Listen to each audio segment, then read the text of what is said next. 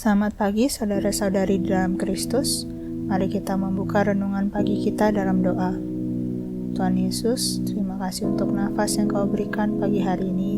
Kami mau memulai hari ini dengan firman-Mu. Kami mau membuka hati dan pikiran kami agar kami dapat menerima firman-Mu. Biarlah kami boleh menjadi pelaku dan bukan hanya pendengar firman-Mu.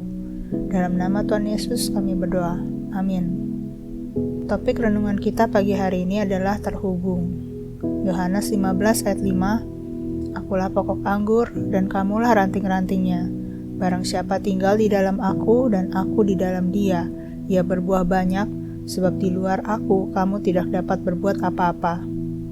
Pernahkah saudara merasa frustasi ketika rumah saudara mati lampu? Perangkat elektronik secanggih apapun yang saudara miliki tetap membutuhkan listrik sebagai sumber dayanya. Atau apakah saudara merasa frustasi ketika saluran internet saudara terputus? Secanggih apapun handphone yang saudara miliki menjadi tidak begitu istimewa lagi. Potensi dari suatu benda hanya dapat berfungsi maksimal ketika terhubung ke sumber yang tepat. Begitu pula dengan kita sebagai manusia. Pernahkah saudara memperhatikan proses penciptaan dalam Alkitab? Kejadian 1 ayat 11-12. Berfirmanlah Allah, hendaklah tanah menumbuhkan tunas-tunas muda, tumbuh-tumbuhan yang berbiji, segala jenis pohon buah-buahan yang menghasilkan buah yang berbiji, supaya ada tumbuh-tumbuhan di bumi. Dan jadilah demikian. Tanah itu menumbuhkan tunas-tunas muda, segala jenis tumbuh-tumbuhan yang berbiji, dan segala jenis pohon-pohonan yang menghasilkan buah yang berbiji. Allah melihat bahwa semuanya itu baik.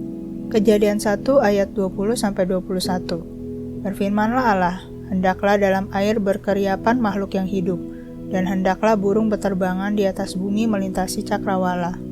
Maka Allah menciptakan binatang-binatang laut yang besar dan segala jenis makhluk hidup yang bergerak, yang berkeriapan dalam air, dan segala jenis burung yang bersayap.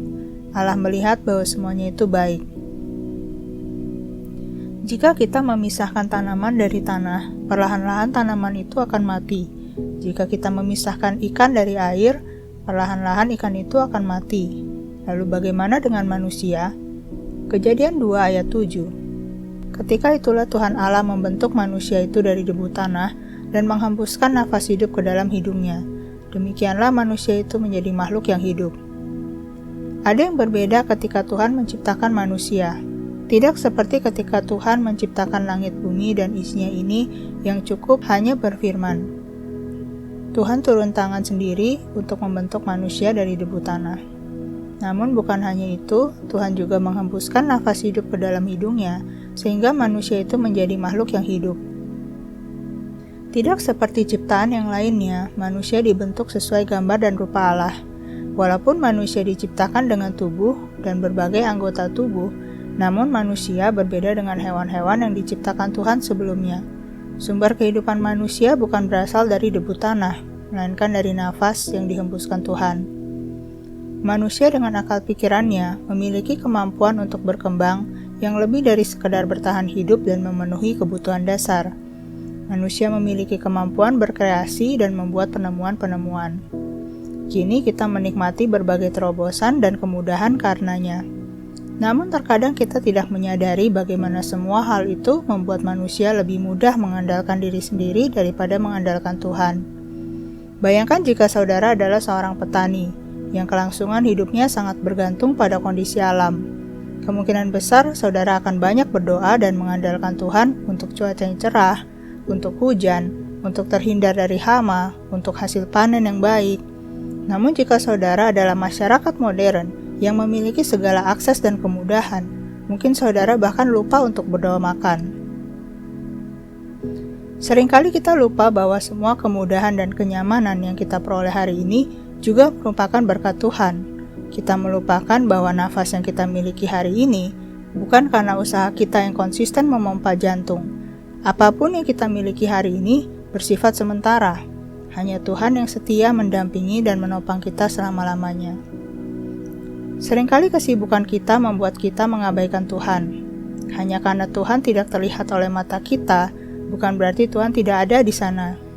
Namun kita seringkali tidak terhubung dengan Tuhan sekalipun Tuhan tetap ada di dekat kita.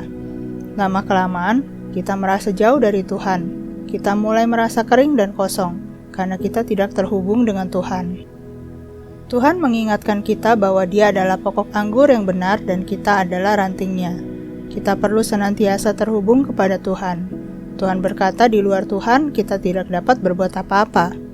Jika kita terus-menerus meyakini bahwa kita dapat melakukan berbagai hal tanpa Tuhan, mungkin kesombongan kitalah yang membuat kita meyakini hal itu. Kita mulai lebih mengandalkan kekuatan kita, kepintaran kita, kekayaan kita, bahkan kita mulai berhenti berdoa mungkin karena hal yang sama. Hari ini, mari kita kembali terhubung pada Tuhan. Kita mungkin memiliki kekuatan, kepintaran, kekayaan, apapun itu. Tapi jangan sampai semuanya itu menggantikan Tuhan. Gunakanlah semua berkat Tuhan yang dipercayakan Tuhan dalam hidup kita untuk memuliakan nama Tuhan. Mari kita bersatu dalam doa. Tuhan Yesus, terima kasih untuk firman-Mu pagi hari ini. Biarlah kami boleh merenungkan kebaikan-Mu atas hidup kami. Ampuni kami atas kesombongan kami yang membuat kami mengandalkan diri kami sendiri. Ajar kami senantiasa bersyukur dan mengandalkan Kau dalam hidup kami. Terima kasih Tuhan Yesus, di dalam nama Tuhan Yesus kami berdoa. Amin.